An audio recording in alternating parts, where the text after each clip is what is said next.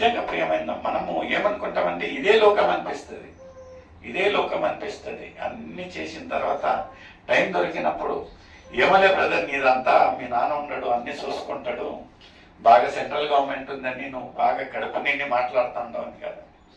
నాకు తెలియదు in case పరిస్థితులు మారినా ఎట్టున్నానో ఎలా ఉంటున్నది నా ఒక ఆత్మీయ జీవితం అనేది నాకు తెలియదు. కానీ but I really feel blessed that దేవుడు నాకు ఇంకా అవకాశం ఇస్తా ఉంటున్నాడు ఇలాంటి ఒక సేవ చేసుకోనికి. ఇంకా ఎక్కువగా నా ఒక జీవితాన్ని నేను దేవునికి సమర్పించాలి, దేవుని యొక్క కార్యాలకు ఉపయోగపడాలి అనేది నా ఒక ఆలోచన ఉంటున్నది. ఎంత చక్కగా ప్రియమైన సోదరి సోదరుడా, నిజంగా ఇలాంటి ఒక సహవాసంలో ఉంటున్నామంటే అది ఒక ఉపవాస ప్రార్థనలు అంటే మనలో అట్లీస్ట్ ఆ ఒక ఆవగింజంత విశ్వాసం ఉన్నను. కొంతమంది ప్రేయర్ చేస్తారండి, కార్యాలు ఇక్కడ చేస్తే ఎక్కడో కార్యాలు జరుగుతూ ఉంటుంది. ఒకరోజు చెప్పా, అది మీకు ఉదాహరణ చెప్పానో లేదో నాకు తెలియదు. ఏముంటున్నదంటే 7 ప్రేయర్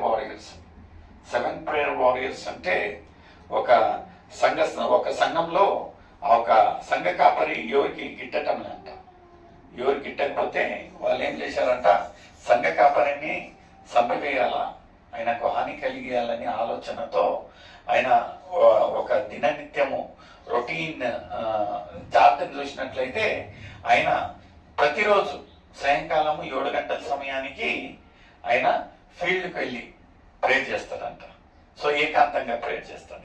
ఇది మంచి ఒక అవకాశము, మనం వెళ్ళి అప్పుడు అటాక్ చేసి ఆయనను ప్రాణాన్ని తీస్తామని వీళ్ళు ఆలోచన చేసి కొన్ని యాక్టివిస్ట్ వాళ్ళు ఆ ఒక సంఘంలో ఉన్న ఒక వ్యక్తులు కలిసిపోతారంట. ఎంబడిస్తూ ఆ ఏకాంతంగా ఎక్కడైనా ప్రార్థిస్తూ ఉంటున్నాడో అక్కడికి వెళ్ళి సంఘానికి అటాక్ చేయాలనుకున్నప్పుడు ఆయనతో పాటు వెళ్ళేది మాత్రం ఒక్కడే వెళ్ళాడంట.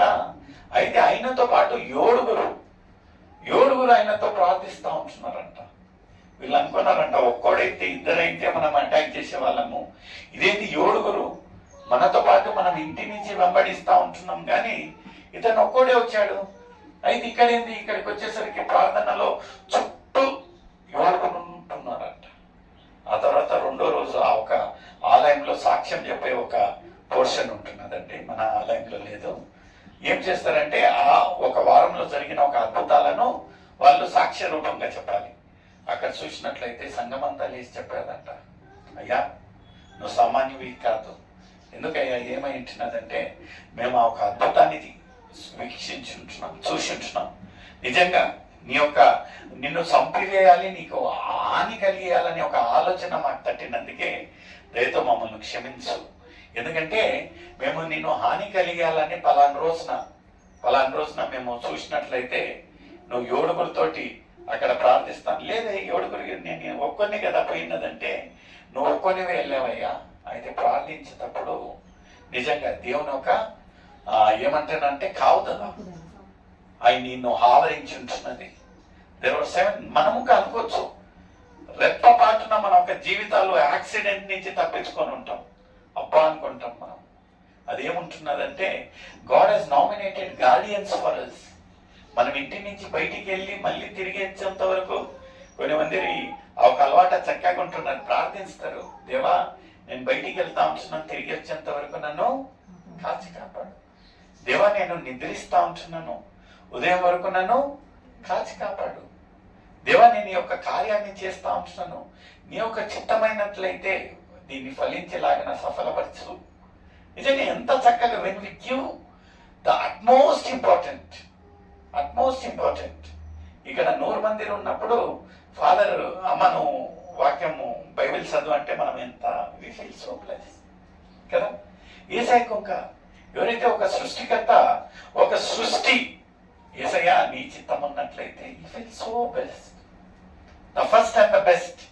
ఎప్పటికీ మనము దేవునికి ఇచ్చే ఒక ప్రాముఖ్యత, దేవునికి ఇచ్చే ఒక స్థానాన్ని మనం ఇచ్చినట్లయితే నిజంగా మన ఒక జీవితాలలో ఒక అద్భుత కార్యాలు మనము ప్రార్థించి ఇక్కడి నుంచి వెళ్తే ఎలా ఉంటున్నదంటే ఆ రోజున మోషే ఒక 40 రోజులు ఉపవాసం ఉండి కొండ దిగి వస్తా ఉంటే ఆయన ఒక ముఖములో ఆ ఒక తేజస్సు చూసి వీళ్ళు భయపడ్డారంట.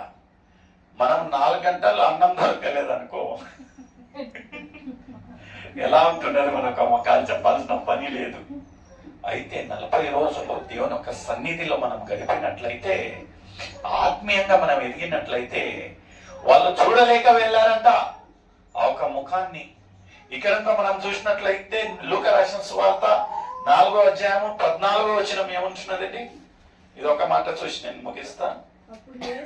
అప్పుడు యేసు ఆత్మ బలముతో ఇక్కడి నుంచి ఇంకా మనము ఎప్పుడు దేవుని యొక్క సన్నిధిలో ఉంటున్నామో, ఆ ఒక ఉపవాసముతో దేవునితో మన ఒక జీవితాలను గడుపుతామో, దేవుని యొక్క సహవాసంలో ఉంటామో, మనము ఖాళీగా ఇక్కడి నుంచి వెళ్ళమండి. దేంతో నింపబడి ఉంటుందండి? ఆత్మతో నింపబడి ఉంటుంది. Power of spirit. ఎంత చక్కగా ఇతనుగా ఆ ఒక ఉపవాసంలో ఉన్నప్పుడు ఒక సాతానుడు వచ్చి ఇతనితోటి బేరమాడుతా ఉంటున్నాడంట. మంచి మంచి చెప్తా ఉంటున్నాడు, నిన్ను ఇట్ట చేస్తా అట్ట చేస్తా, మనం ఇద్దరం కలిస్తే ఈ యొక్క లోకాన్ని మనము జయించుతాము రా అంటే. అయితే దేవుడు ఏమన్నాడంటే, ఎంత చక్కగా ఆయనకు తెలుసు ఆయన ఏ ఒక ప్రణాళికతో ఈ యొక్క లోకానికి వచ్చి ఉంటున్నాడని ఆయనకు తేటంగా తెలుసు. అయితే విశ్వాసులుగా, ఆత్మీయులుగా మనకు తెలుసా? మనకు తెలుసా? ఎవరిని విమర్శించటం లేదండి. అయితే we have to know some basics. We have to know some basics of spirituality.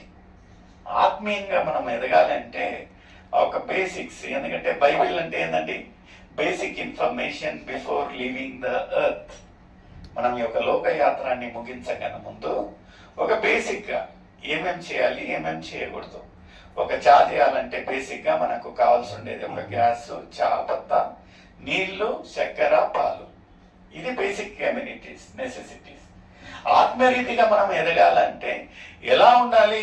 ఆ ఒక బేసిక్స్ ఏందనేది అంటే మనము దేవుడు ఇచ్చిన ఒక లేఖనాలను మనము నెమరవేయాలి, ధ్యానించాలి.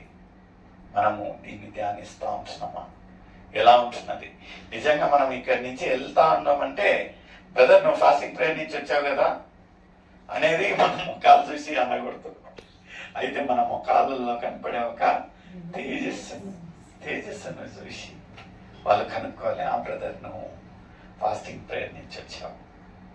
ప్రేయర్ పాయింట్స్ ఇవ్వాలి బ్రదర్, ప్రేయర్ పాయింట్స్. ఈరోజు నేను ఒక ఫాస్టింగ్ ప్రేయర్ ఇది చేస్తా ఉంటే మా ఒక పక్కన ఉన్న వారికి తెలుసు అది ఈరోజు ఫాస్టింగ్ ప్రేయర్ ఉందని. ఏం అడగకన్నా ముందే వాళ్ళకై వాళ్ళు ఈరోజు ఫాస్టింగ్ ప్రేయర్ అయినట్లయితే మా గురించి ప్రార్థించండి. ఎందుకంటే పీపుల్ ఆర్ సీయింగ్ యూ. నిన్ను చూస్తూ ఉంటున్నారు. అయితే ఎంత గొప్పగా మనం ప్రార్థిస్తూ ఉంటున్నాం. ఎలా ఉంటున్నది మన ఒక విశ్వాస జీవితము? నిజంగా కార్యాలు జరగాలి. అది పుష్ఫుల్ అనగా, పుష్ అంటే ప్రేయర్ అంటిల్ సంథింగ్ హ్యాపెన్స్. కార్యం జరగాలి. ఐస్లా ఫైస్లా అదేమంటారండి తెలుగులో? తాడో జరగాలి. ఏమన్నా కానీ ఇక్కడికి వచ్చాము, దేవుని యొక్క సన్నిధిలో ఉన్నామంటే ఏదో ఒకటి జరగాల్సిందే. ఊరికే వచ్చాము వెళ్ళామంటే దానికి రాకుండా ఉండటమే బెస్ట్. దేవుడు ఎప్పటికీ గుంపులు కొడతా ఉంటున్నాడని, గంపలు కొడతా ఉంటున్నాడు కానీ గుంపులు ఎప్పటికీ మీరు నిరుత్సాహపడకూడదు. ఎన్ని మంది ఉన్నారే, తక్కువ ఉన్నారే, ఎక్కువ ఉన్నారే, నువ్వు ఎలా ఉంటున్నావు? ఎందుకంటే వ్యక్తిగతంగా రక్షణ అనేది వ్యక్తిగతంగా నీకు దేవునికి ఉండే ఒక సంబంధము, నాకు దేవునికి ఉండే ఒక సంబంధము. మన ఇంటి వాళ్ళందరూ రక్షణ కంటే నువ్వు ఎంత ప్రత్యేకంగా ఎలా ఉంటున్నది నీ యొక్క ఆత్మీయ జీవితం అనేది ఒక ప్రశ్న నీకు నాకు అవుతా ఉంటున్నది. నిజంగా ప్రియమైన సోదరి సోదరుడా, ఎంత చక్కగా దేవుడు నీతో నాతో మాట్లాడుతూ ఉంటున్నాడు. మనమందరం కళ్ళు మూసుకుందాము. ఏమైనా ప్రేయర్ పాయింట్స్ ఉన్నట్లయితే బాబు మనల్ని ప్రేయర్ పాయింట్స్ లీడ్ చేస్తాడు.